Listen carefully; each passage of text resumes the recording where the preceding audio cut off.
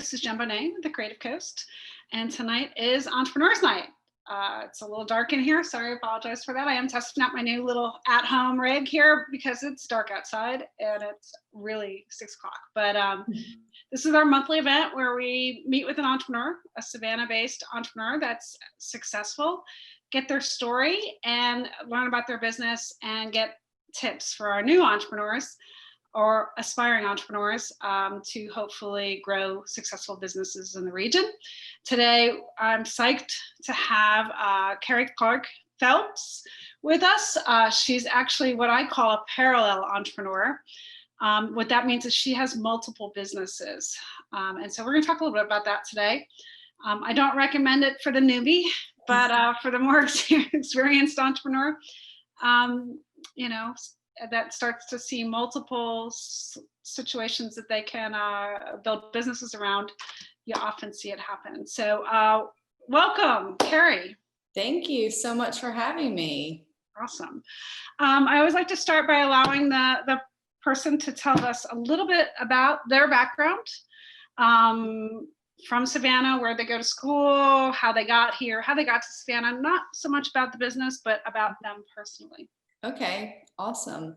Well, I was born and raised in Sarasota, Florida, and spent most of my summers though in New York and the cities in between Florida and New York. So my family decided to start their own business and we traveled in a Volkswagen bus and we went to craft fairs and art festivals. And this was in the 80s when those festivals are much like they're trending to be today, the more high-end art concepts and ideas of what real true art is at a festival and not just First Friday craft. It's more about the quality and the maker movement, what we're seeing today. So my parents were a part of that in the 80s. And I traveled around like that for about 10 years of my life. And never really honestly thought I was a creative, even though my parents were. It was just who I was. And I always wanted to be like a writer, but more technical. I wanted to be an architect. I wanted to be a pilot, a lawyer, like all the traditional things, but never a designer crossed my mind or an art in any way. So I moved to Savannah to attend the Savannah College of Art and Design and pursued a degree in architecture. But that only lasted 1 month. I realized it was too particular. There's too many details, too many rules. And if buildings fall, people die. And that was just too big for me. Moved over to the fashion industry. It was studying it. That wasn't for me.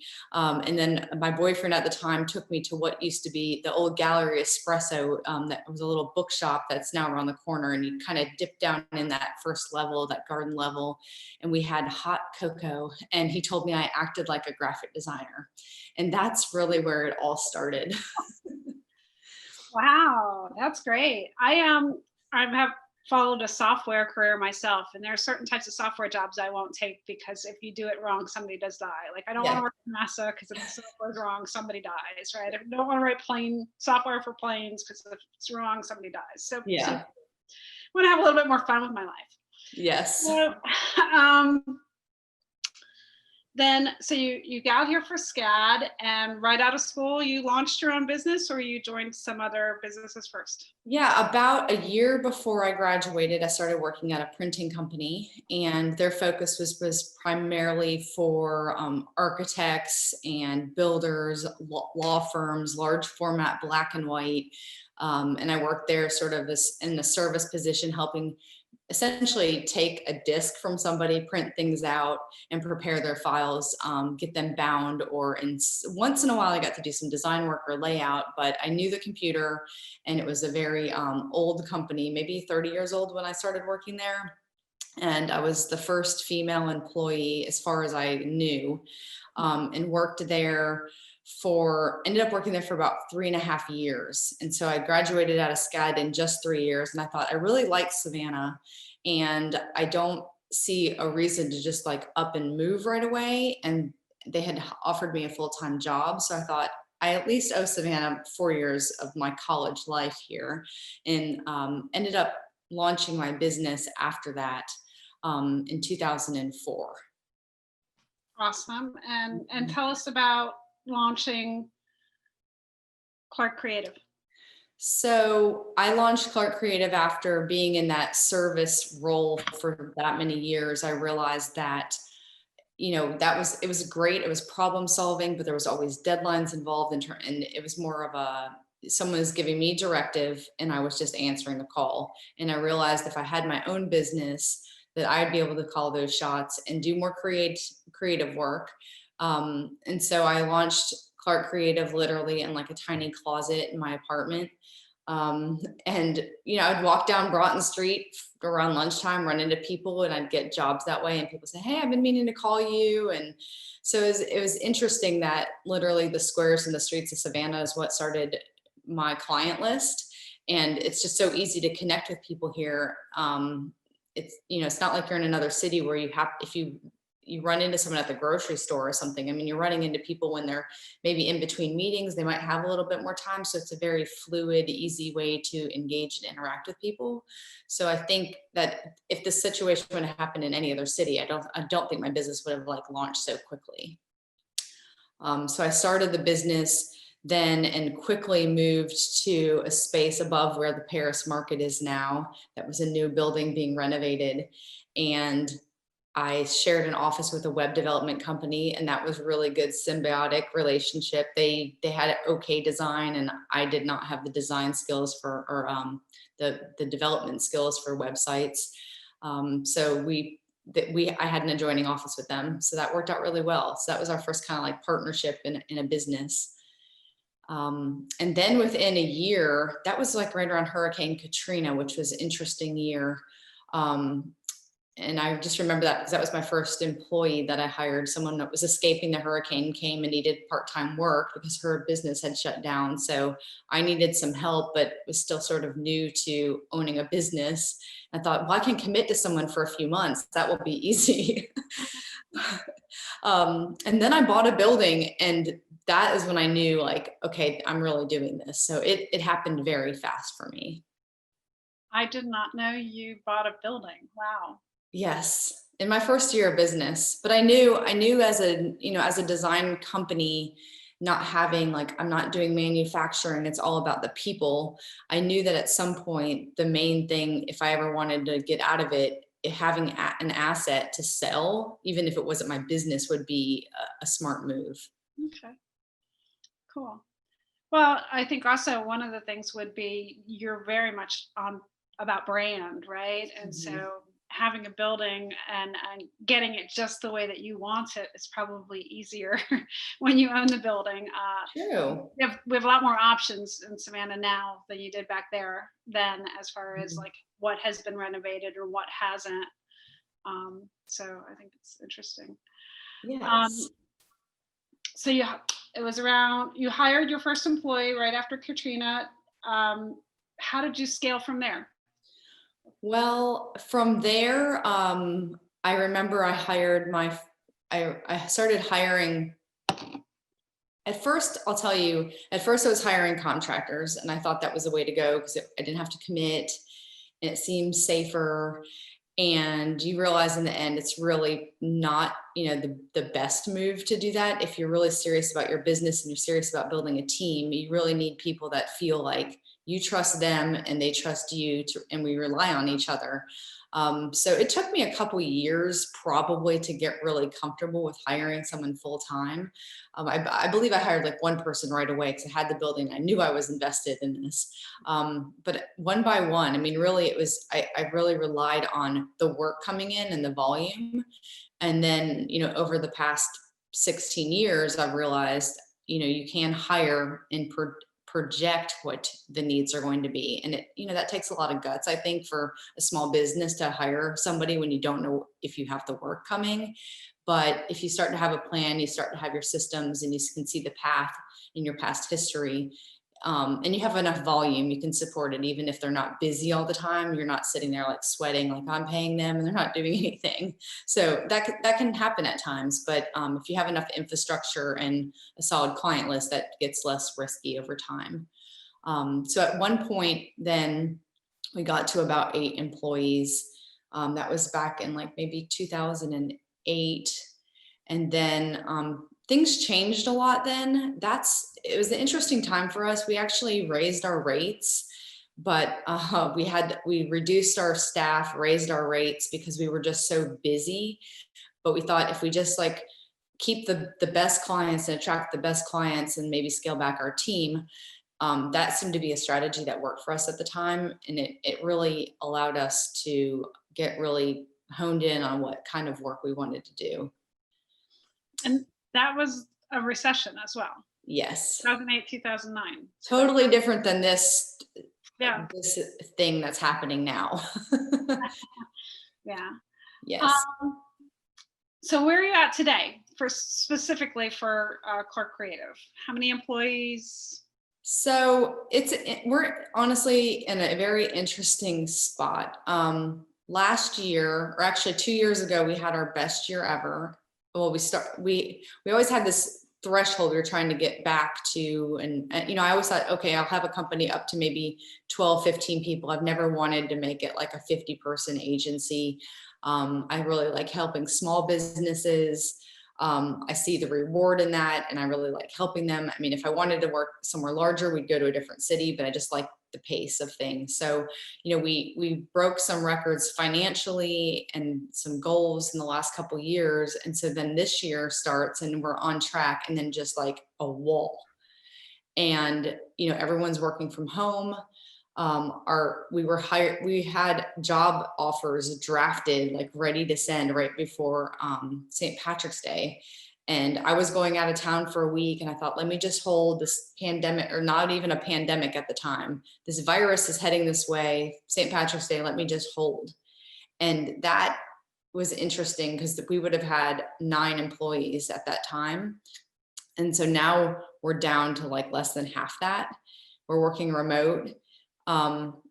It doesn't, I've done this before. I've worked remote before. We've had our company at a small size in the past. It is a little daunting to think, oh, and I have to build it back up again, but I just really have to put more people back in the seats. And there's plenty of talent out there, and I think a lot of people have lost their jobs, and a lot of people are moving to Savannah. So I feel like I have hope for that.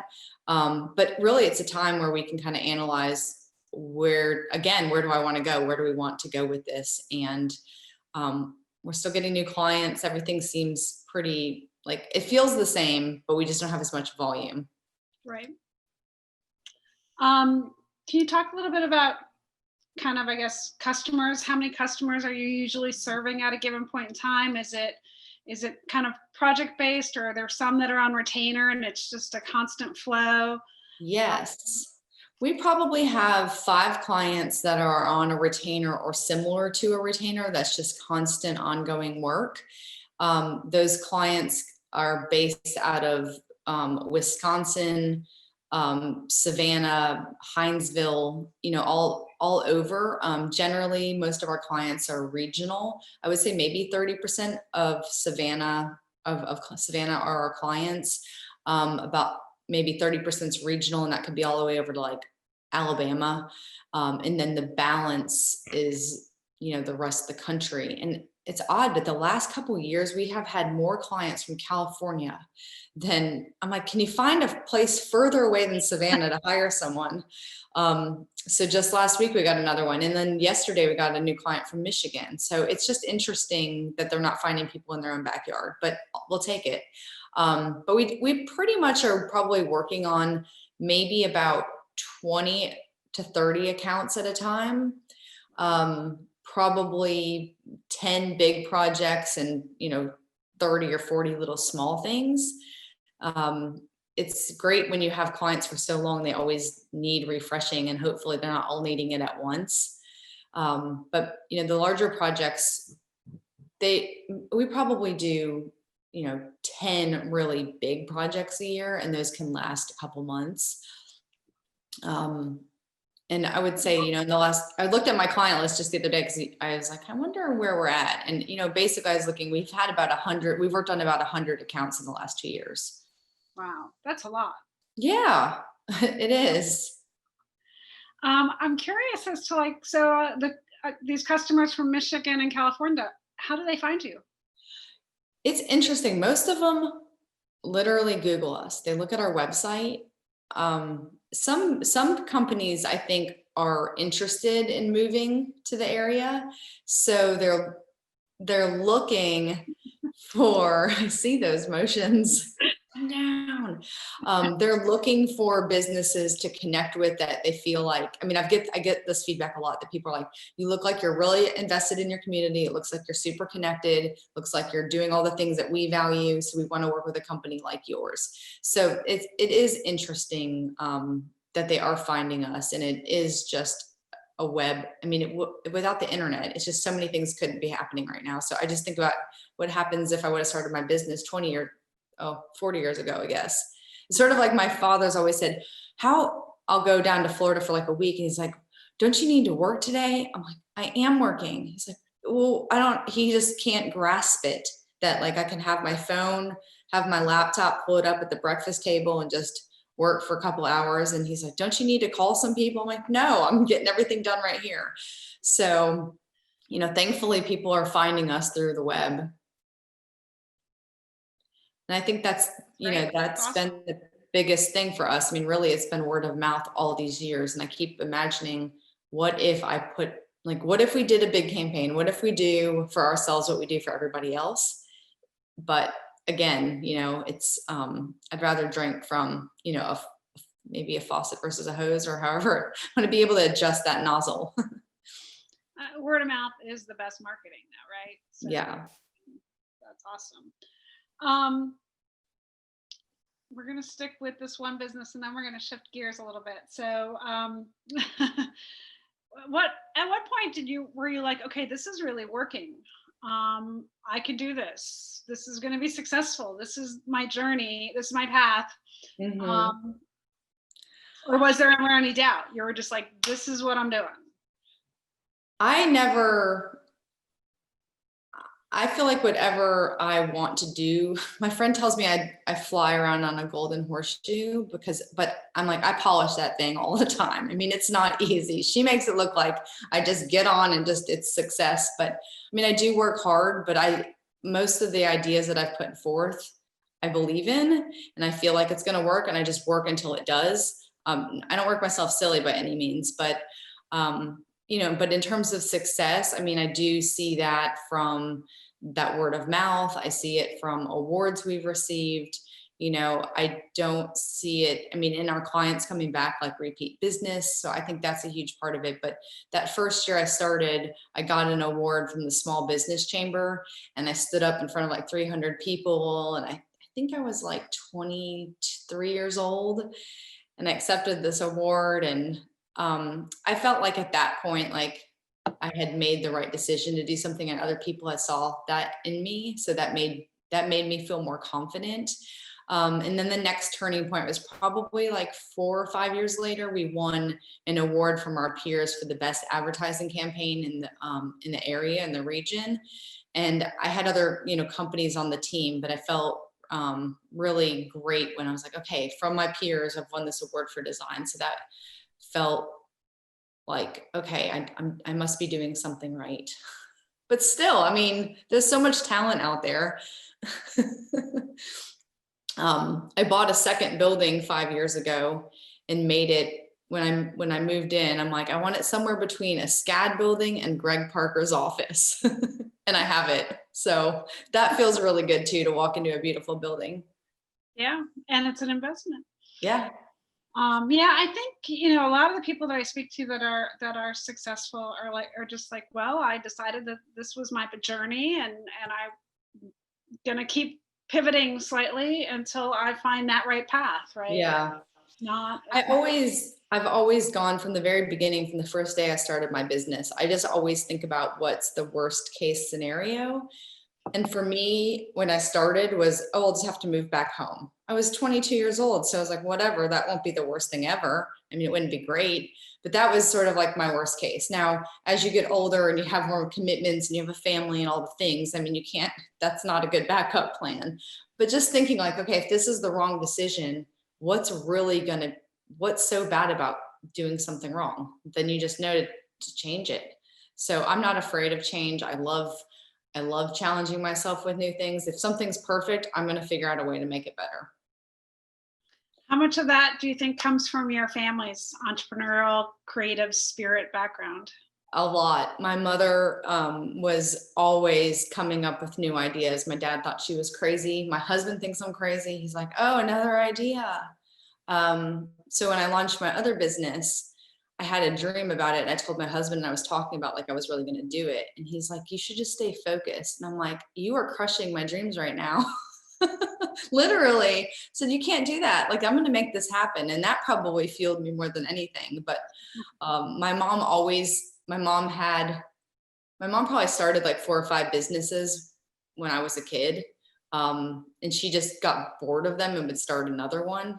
And so I was there to witness a lot of that. My dad ended up quitting his job to help support the business she started, and he was the one running it for a while. So it's just in my blood. I would say 90% of my family's had businesses and are entrepreneurs, back even to like the 1800s. So it's in me. Very cool. Very cool. So let's talk about the second business, Salacia Salts. So I've had Salacia for 9 years now, and it's a skincare company, and it's inspired by the South and the sea. And I literally had a dream that I was packaging salts in a reclaimed bottle for a customer. And we were in the middle of a renovation of our old home and finding bottles and fragments and things in our backyard. And like much of what I do at Clark Creative now is packaging focused. And so in my dream, I was packaging salts for a client and said, well, why don't you just use a medicinal bottle? It'll be very unique to Savannah. It's one of a kind. It's a great story to tell. And I woke up and told my husband, and he said that Tybee is the Native American word for salt. And I thought, that is so cool. And thought there's got to be somebody that's leveraging this knowledge and doing something with it. And there was not. The salt table had just opened. There's a spice and tea exchange on Broughton Street right when that whole revitalization was happening, or maybe that was right before. And then there was Nourish, the skincare company. So I did my research and I'm like, okay, I'm not going to go into the food sector since there was 2 of those. And I went to Nourish, and they only had like, lavender and other just general fragrance blends, rose and other things. And I thought, well, I've had this dream about Savannah and the Indians and Tybee. So I'm like, why don't I just have a central focus around the South and the sea, and make it really truly like a gift from Savannah. So launched that 9 years ago, and that has also moved from my kitchen to the back office of Clark Creative, to the break room, the kitchen. We were making salts there. It's pretty interesting to see what your neighbors think when you keep getting big bags of like 50-pound bags of like white powdered substance. And then we moved to a warehouse right near where the JW Marriott Plant Riverside is right now. It was a parole office where Jelinek Cork was. And then 5 years ago, we moved into this building. So the first floor is Salacia, and the second and third is Clark Creative. Awesome. So we're all in the same building. So that's how I can stay focused, because I can just run downstairs, do a photo shoot, grab product, or, place product and see how it fits on the shelf. So it's been really great. Like, a lot of people think it's very separate, but I see them crossing more often than not. I imagine you must have a strong support team underneath you in both organizations to be able to juggle that. Yes. I've learned, actually a couple of years ago, I decided to hire a COO. She was remote. She was living in White Plains, New York, but as of Monday, she moved to Savannah. Yep. So she's now here in Savannah, but she really helped me figure out how and where I needed to stay focused and where the areas were that I didn't enjoy working. So she helped me hire for those positions. And that was really like a pivotal moment. And that's where I actually felt like I was able to break that financial ceiling. Like for 15 or 14 years, I could never really get over this one threshold number. And it was just driving me crazy. And it was just a number, but I'm like, how come I can have 2 employees or 8 and still just never get past this? And with her guidance and all of her agency experience, I was able to do that. And so it was definitely good to hire. I think the biggest difference is I always hired creatives, and when she got involved, we started hiring people that could actually work on accounts and help the customers directly, not just with the design. The design was easier to execute and quicker to execute, but the holdup was me communicating with the clients all the time and not having other people to do that. So that when I was like, I only have 2 designers and I have like 6 other people on my team and we're a design company, it seemed really weird.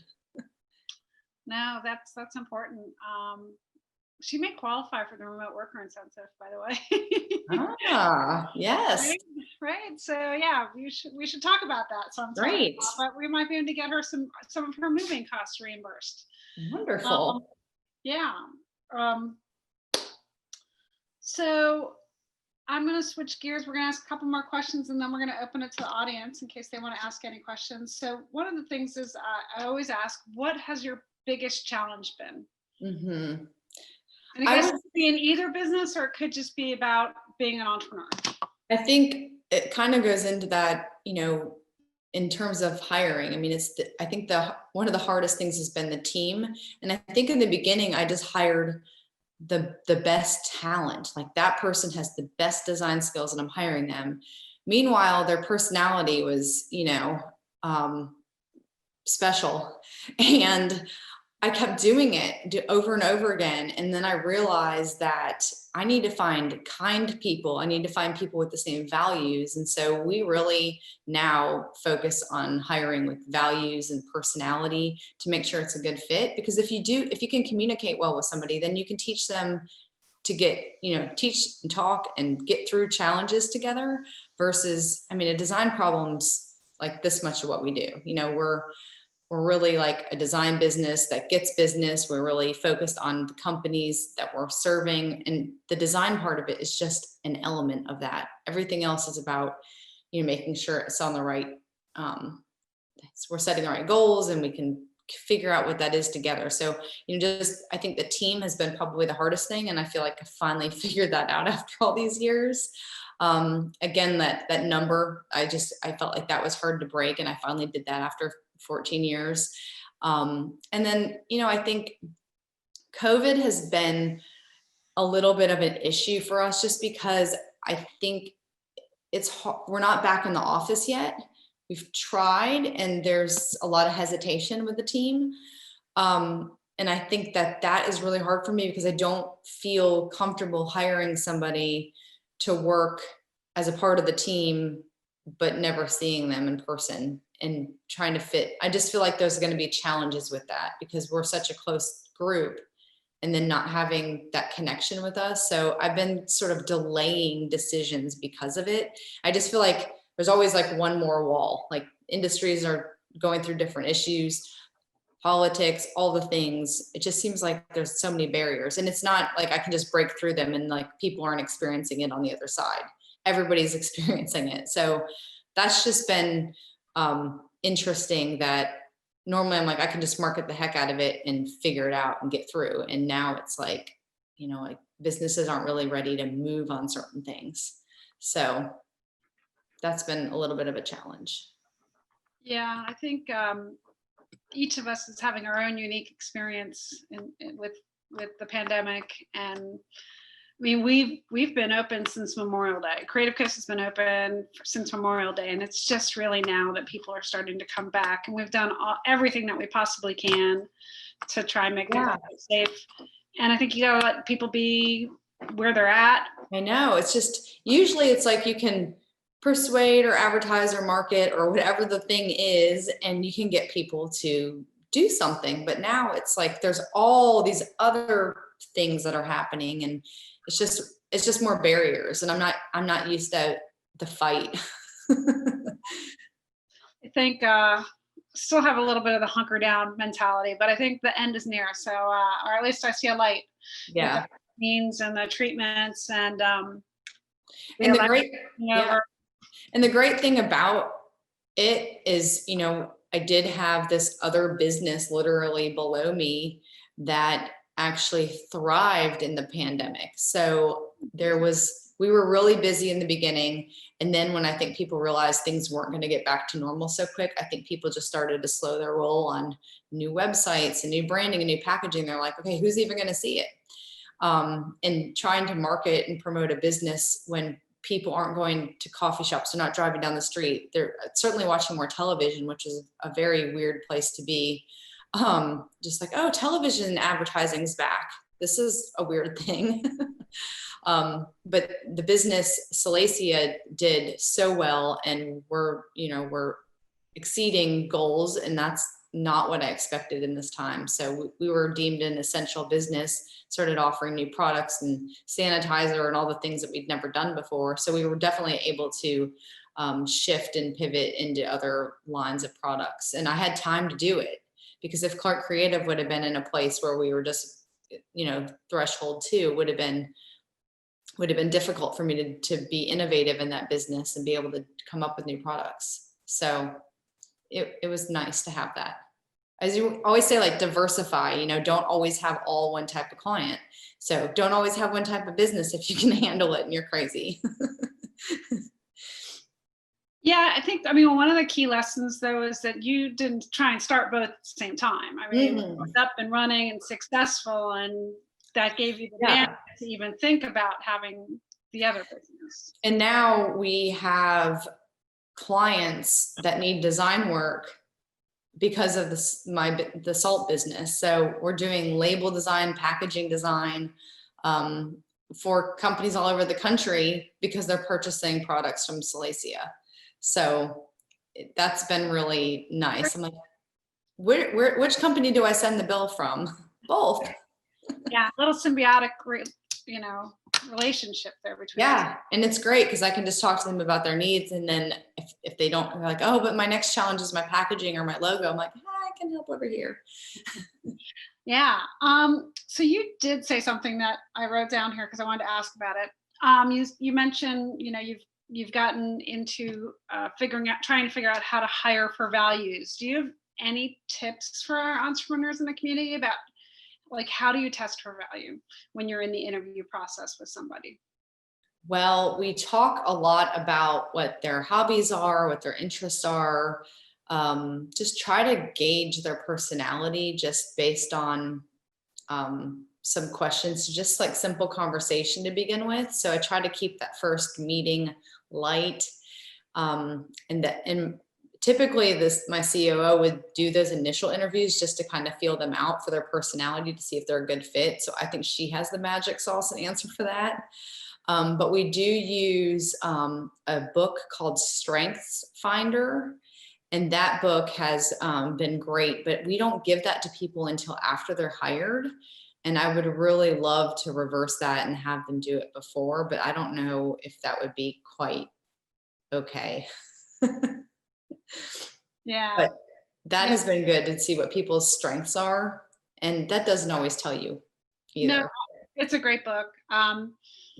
There was another thing that I did a test recently online that one of my friends that's in tech HR in Atlanta sent me and said, hey, I want to know if this is like reliable. Do you think it gives actual results? It was like Claire or something like that. It's like a bot. And it nailed me to a T. So I'll go find that link and I'll share it with everybody that's on. Yeah. When I post the video, because it was really interesting. It takes 5 minutes, you answer a bunch of questions, and boom, it nailed me. I was like, wow, this is really crazy. I once did start introducing a question to throw people off to see if they would get upset. And it upset me so much that I had to stop doing it. But it was the question of just, well, thank you so much for meeting with me. I've really enjoyed talking to you, but I'm not sure if this interview is going well. How do you feel about it? And a lot of people will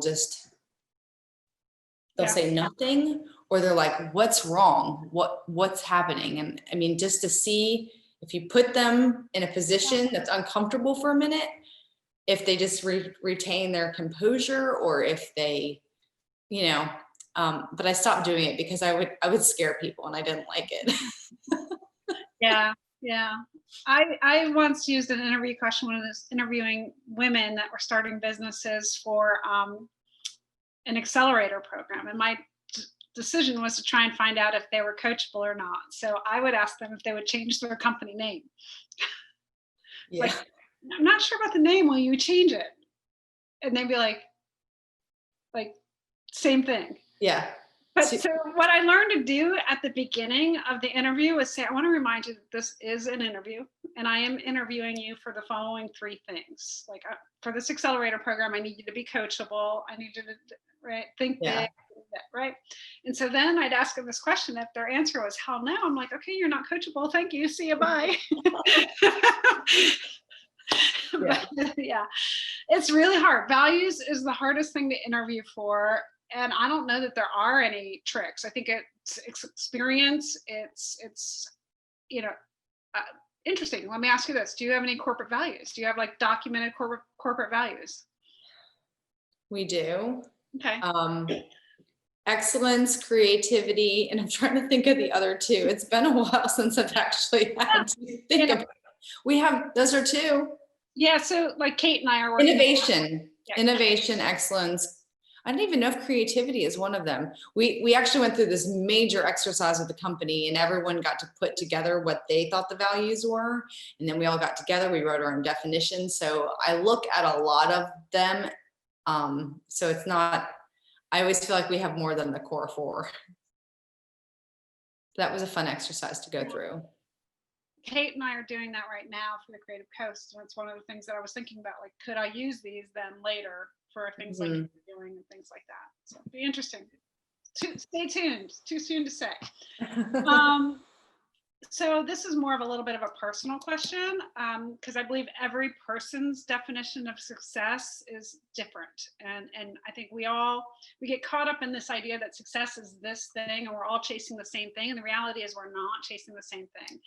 So what's your definition of success look like? I think it's having people trust that my team is the solution. I think that feels best and feels like we've made it. It's not always the most lucrative jobs or clients, but I think success is when people feel comfortable and vouch for you. And when there's a conversation happening and someone says, do you know someone that can do X, Y, and Z? And my name comes to mind. I think that is huge. And that feels great that when people come to interview, they're like, I've heard so much about you and I've heard about this company. And even when I've had employees that have had to leave, they're always so gracious because they say, well, I know you're connected in the community, so I want to do all that I can to make sure that I still have a good reputation with you. So I think that's big for me, is like integrity of my brand and the company. Awesome. And then the other thing I think about is I've traveled extensively for long periods of time and have left my business like up to like 6 weeks. And I come back and it's still going and thriving and the building hasn't burned down. We haven't lost clients. We've actually gained clients. Some largest clients we've ever had, they've secured while I'm gone. And I feel like that is definitely success when I don't have to be here and it still goes. I've had to work really hard for that. That goes to team, right? Yeah. It is. Does anybody on the call have any questions that they would like to ask? I can open the mic up for them. See Dean. Hi, Dean. Hey, Cari. Hi, Dean. How is how's your tabletop thing going? Oh, the tabletops. I launched a company called Faux Show Table Covers, and everybody loves it when they see it, but it is the most hard product, not in the world, to market, but I think people probably have an easier time selling ice. Everyone thinks it's cool and they're like, oh yeah, this would be great, I should get one. But it's just very hard. If they see it at market, they love it, but they don't need it right then. And then, so we still have it. It's online. You want to buy it? We have one that looks like wood. Oh, okay. Yeah, I know you have one looks like a dresser and everything. It's really neat Yes. looking. Yeah. These table covers are essentially fitted simulations of real furniture. So you go to market, you go to events, and you just pop it over a straight leg table, and it looks like a piece of solid furniture. And I don't know how, but it literally fools people for days. Like literally days, people will walk by and then come back and be like, touch it, and they're like, it's fake. So faux show. Awesome. Very cool. Tracy, did you have a question? Yeah, and I think I can see it being really challenging for the table coverings to think about like search terms and things like that, what people are looking for. I can see that being really challenging. It's very challenging. Yeah. But my question is, what is next? Oh, what is next? Well, I'm trying to figure that out right now, but I know that something is happening. I know that things are changing and I want them to change. And I wouldn't say it's scary. Sometimes I feel like I'm being forced, and sometimes I feel like I'm lucky to be able to make new decisions and change, but I've never, I feel like the circumstances around us are making me do it versus something from inside. And that's not normally it. I'm usually guided by, I don't want to say feelings and emotions, but by like my gut and what I think. And now I feel like things are changing because of the world. So I'm excited about it. I've got some ideas I'm not sharing yet. But at Salacia, we have totally expanded. Like, we've only been there for 3 years, and I know you come in often, and thank you for your support and the ability to sell some of your products at our shop as well. But we are to the brim there, and the private label, we probably get 5 inquiries in a day. People from all over the country are hiring us to produce products for them. The internet world is booming with e-commerce, so people just want new products now. And I mean, it's moving so fast. So I feel like that business is definitely expanding. We did launch during the pandemic, we launched a new offerings through Clark Creative to offer packaging that people could actually buy packaging and sort of more like template labels that we've designed that we'll customize for them. So it's a little bit more mass market, and it's where I've been seeing design moving since almost when I started. It's like there's 99 designs and there's all these other template things that a lot of people when they're launching a business will go to. And I thought there's nothing out there for packaging. I have all these resources. I have the talent, we have the design. And so if we could create these designs for people to easily purchase and use, and maybe after like 10 people buy it, we'll expire it. I thought that could be a new market. And so we're getting a little traction. But again, like SEO, keywords, all of that's going to take a little time. But I have all the resources with the packaging and the design. So trying to make, really, like, my goal all the time is to try to help businesses get to market as easily and painless and as cost effective as possible. So I think offering the solution on one hand kind of cuts the extensive strategic design, which strategy is one of our values. But that does cut some of that out. But I think sometimes we're not an option at all because of the cost. So why not give them sort of like the entry level drug, if you will, show them the value of a good design, even if it is a template, and then hopefully phase 2 or 3, they can hire us. Love it. Love it. Any other questions before I ask the last question that I always ask? And we call it a night because it's pitch black outside. So the last question I always ask is tips. What are your tips for our entrepreneurs or aspiring entrepreneurs in the audience?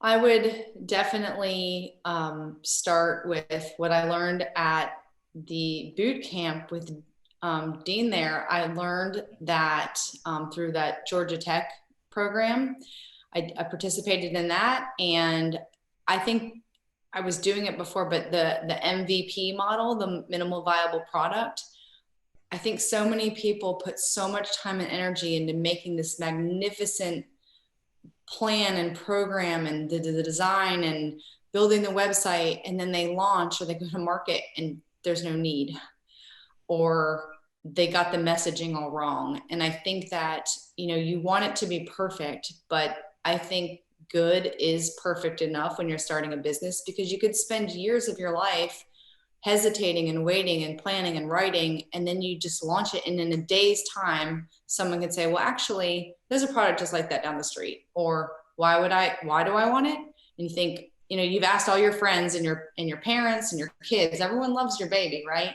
So I think to start out with the most, you know, minimal viable product is probably the biggest thing.